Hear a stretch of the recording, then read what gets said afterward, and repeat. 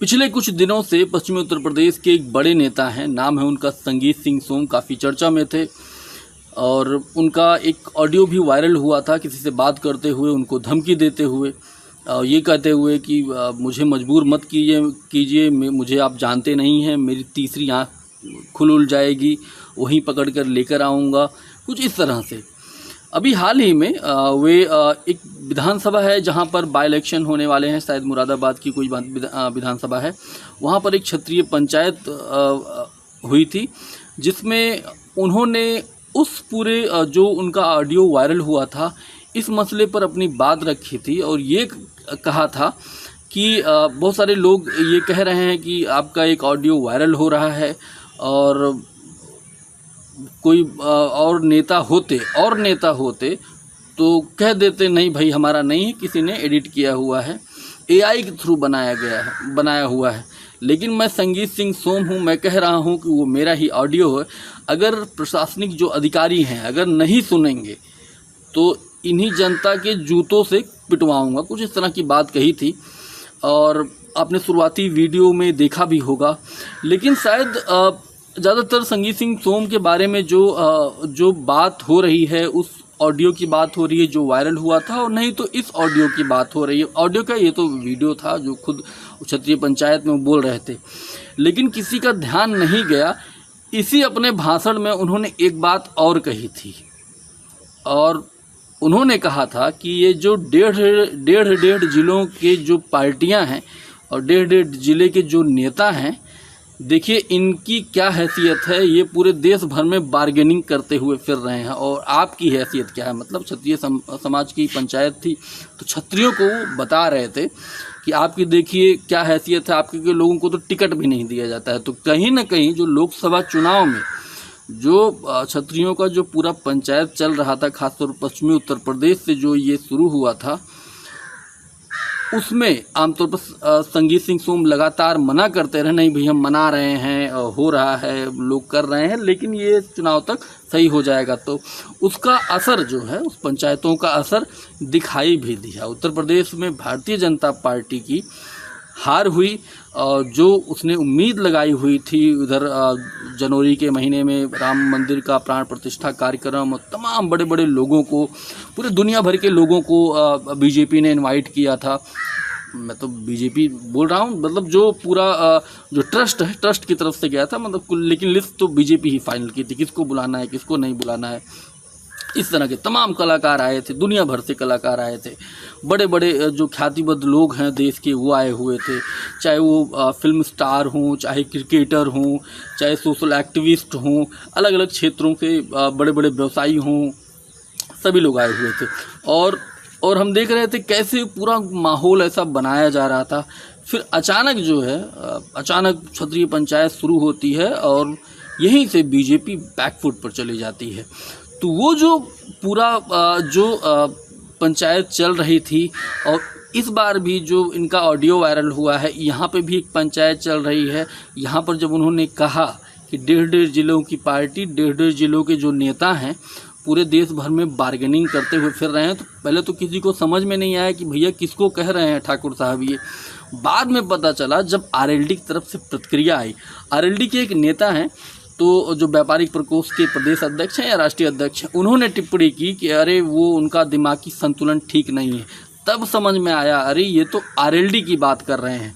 और आरएलडी की बात क्यों कर रहे हैं, क्या उनकी जयंत चौधरी के साथ कोई अनबन हुई है? ऐसा तो कहीं दिखा नहीं है, कहीं मीडिया में भी कहीं चर्चा नहीं है और जो सूत्र बताते हैं वैसे भी कहीं कोई इस बात की चर्चा नहीं है। लेकिन हुआ क्या है, क्यों संगीत सिंह सोम लोकसभा चुनाव में भी काफ़ी नाराज़ थे क्योंकि वो टिकट मांग रहे थे मुजफ्फरनगर या और कोई लोकसभा क्षेत्र में उनको टिकट दे दिया, क्योंकि साल 2022 में तीसरी बार वे हार गए। दो बार जीते थे, 12 में जीते, बाद में 17 में जीते, लेकिन 22 के विधानसभा चुनाव में हार गए। और हार का जो उनको कारण जो था, उनको लगा, मतलब जो लोग बताते हैं कि उनको लगता है कि संजीव बलियान ने उनको चुनाव हराया, जाटों ने उनका समर्थन नहीं किया। और इस बार भी जो उनका रुख है, मतलब ये जो बाई इलेक्शन तो है ही जो है, 27 के चुनाव में जो जाटों का जो रुख है उसको लेकर वो थोड़ा सा संवेदनशील हैं कि भाई फिर जब 27 में विधानसभा चुनाव होगा उसमें भी जाट जो है उनका समर्थन नहीं करेगा। तो ये अभी से एक तरीके से 2027 की अभी तो कितना समय है मतलब विधानसभा चुनाव का, लेकिन अभी से ही सारी गोटियां मतलब संगीत सिंह सोम सेट करने में जुटे हुए हैं।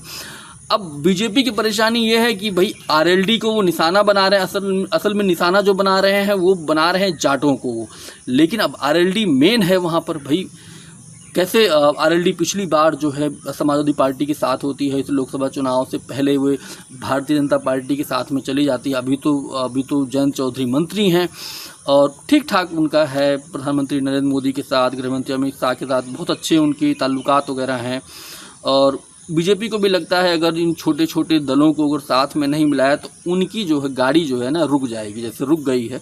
अब वो ना तो 2014 वाला माहौल है ना तो 2019 वाला माहौल है। 24 में तो दिख ही गया हमको, अब 27 का जो विधानसभा था उसमें भी दिक्कत हो जाएगी। तो बीजेपी अब बड़ी असहज स्थिति में है कि वो बोले क्या। संगीत सिंह सोम को अगर वो कोई कार्रवाई करती है या उनको समझाती है तो समझाने से मानने वाले में से तो संगीत सिंह सोम हैं भी नहीं। कितनी बार मनाया गया था भाई उनको। आप देखिए कि जब प्रधानमंत्री नरेंद्र मोदी की सभा थी, सभा के बाद तमाम लोग मंच पर मौजूद थे, संजीव बलियान मौजूद थे, साथ में उनके ये संगीत सिंह सोम मौजूद थे। इन दिग्गज जब मौजूद थे, इसके बाद सभा से वो बाहर निकलते हैं। बाहर निकलने के बाद कोई पत्रकार उनसे कह देता है कि बहुत अच्छा रहा संजीव, बड़ी अच्छी सभा हुई है। संजीव बलियान को लेकर जैसे ही थोड़ा सा उनको उकसाता है वो फायर हो जाते हैं, कहते हैं उनकी हैसियत नहीं है संजीव बलियान की मुझसे बात करने के लिए। बताइए भला, मतलब एक ही पार्टी में है, वो आपका सांसद है और उनकी हैसियत नहीं आपसे बात करने के लिए। तो ये जो चीज़ें चल रही हैं, जो पूरी जो अभी हाल में क्षत्रिय महासभा की पंचायत में जो उन्होंने कहा, सारा फोकस तो मीडिया का उस वाले सेंटेंस में चला गया जो एआर का कोऑपरेटिव के साथ उनका ऑडियो वायरल हुआ था, लेकिन इस वाले पर उतनी बात नहीं हुई है। तो कुल मिलाकर संगीत सिंह सोम अब जो है उनके लिए भी थोड़ा मुश्किल है। जिस तरह से उनका मुजफ्फरनगर के दंगों में भी उनका नाम है, तो अब उनके लिए ये है कि भाई अब बीजेपी के अलावा वो जाएंगे कहाँ। तो ये जो अभी से 27 से पहले जो अभी से वो ये अपना रुख दिखा रहे हैं खासतौर पर जाटों के खिलाफ, तो वैसे भी जाट कम्युनिटी का अभी आप देखें तो उनका जो पॉलिटिकली जो पूरा अप्रोच है, एक समय था 14-19 में तो बीजेपी के साथ रहा, लेकिन धीरे धीरे करके बीजेपी से उब सा रहा है। बड़ा तबका जो है अभी हरियाणा में भी हम लोग देख रहे थे, लगातार सर्वे जो आ रहे हैं उसमें जाटों का एक बड़ी संख्या जो है भारतीय जनता पार्टी को छोड़कर जा रही है। इसकी शुरुआत हुई थी किसान आंदोलन के समय, इसकी शुरुआत हुई और बाद में जिस तरह से जो भारतीय जनता पार्टी के जो कट्टर लोग हैं समर्थक, किस तरह जाटों को भला बुरा कह रहे थे सोशल मीडिया पे। जो किसान आंदोलन के जो बड़े नेता हैं राकेश टिकैत, उनको भला बुरा कह रहे थे। जाटों ने इस पूरे इमोशन को लिया और यही रहा कि इनको राजस्थान में भी उस तरह जिस तरह सफलता ये सोच रहे थे विधानसभा चुनाव में, उस तरह सफलता नहीं मिली। सरकार तो बन गई, सफलता नहीं मिली। और इसके बाद बड़ा धक्का इनको लगा जब लोकसभा चुनाव में राजस्थान में जहाँ एक क्लीन स्वीप ये करते थे, वहाँ देखिए अब क्या स्थिति है। हरियाणा में भी इनके साथ यही स्थिति है। और अगर भारतीय जनता पार्टी को अगर जाटों ने छोड़ा पश्चिमी उत्तर प्रदेश में, तो 27 के लिए भी मुश्किल हो जाएगा। वहीं दूसरी तरफ अगर इनको क्या कहते हैं संगीत सोम को अगर बीजेपी ने मैनेज नहीं किया, तो जाहिर सी बात हो मैनेज करने वालों में से है नहीं, कुछ वो भी बोलेंगे तो एक पश्चिम उत्तर प्रदेश में क्षत्रिय समाज भी नाराज हो सकता है। तो बीजेपी के लिए बड़ी असहज स्थिति हो रही है, कैसे संगीत सिंह सोम को मैनेज करे या वहाँ पर अपने जो उनके गठबंधन के इंडिया गठबंधन के जो साथी हैं जयंत चौधरी, उनको मैनेज करे। कुल मिला के बीजेपी के लिए भले वो दिखा रही है बहुत अच्छा चल रहा है और सूबे के जो मुखिया हैं योगी आदित्यनाथ बड़ा अच्छा काम कर रहे हैं, पूरे फुल फॉर्म में है और ये दिख भी रहा है। आप देखिए पहले यही अनुप्रिया पटेल थी, काफ़ी कुछ चुनाव के बाद काफ़ी कुछ भला बुरा कहती थी उनका इशारों में। यही ओम प्रकाश राजभर हैं, यही संजय निषाद है, लेकिन अब देखिए एकदम राइट फाइट टाइट माहौल हो गया है। हो सकता है दिल्ली से इनको कुछ हिदायत मिली हो, लेकिन अब ये उपचुनाव में तय होगा कि वाकई जो परिदृश्य जो हमको दिखाई दिए लोकसभा चुनाव में, क्या इस उपचुनाव में भी वही होगा। अगर ये होता है तो वाकई भारतीय जनता पार्टी के लिए उत्तर प्रदेश बहुत ही मुश्किल होने वाला है। और एक बार फिर जो जाट वर्सेस जो क्षत्रिय समाज का जो एक हम देख रहे थे चुनाव के वक्त, चुनाव क्या किसान आंदोलन के वक्त भी देख रहे थे, बहुत सारे जो संगठन हैं किसानों के जिसमें क्षत्रिय लीडरशिप में हैं, वो लोग कैसे बीच में वो उस पूरे आंदोलन का साथ छोड़कर भाजपा के हाँ में हाँ मिलाते गए। तमाम संगठन ऐसे थे जिनके लीडरशिप क्षत्रियों के पास थी। भारतीय तो उन्होंने बीजेपी का समर्थन करते हुए राकेश टिकैत को ही उल्टा सीधा वो लोग बोलने लग गए थे। और बाद में बहरहाल इस पूरे विधानसभा चुनाव से मतलब जो 22 का विधानसभा चुनाव से पहले सरकार ने तीनों कृषि कानून को वापस ले लिया था।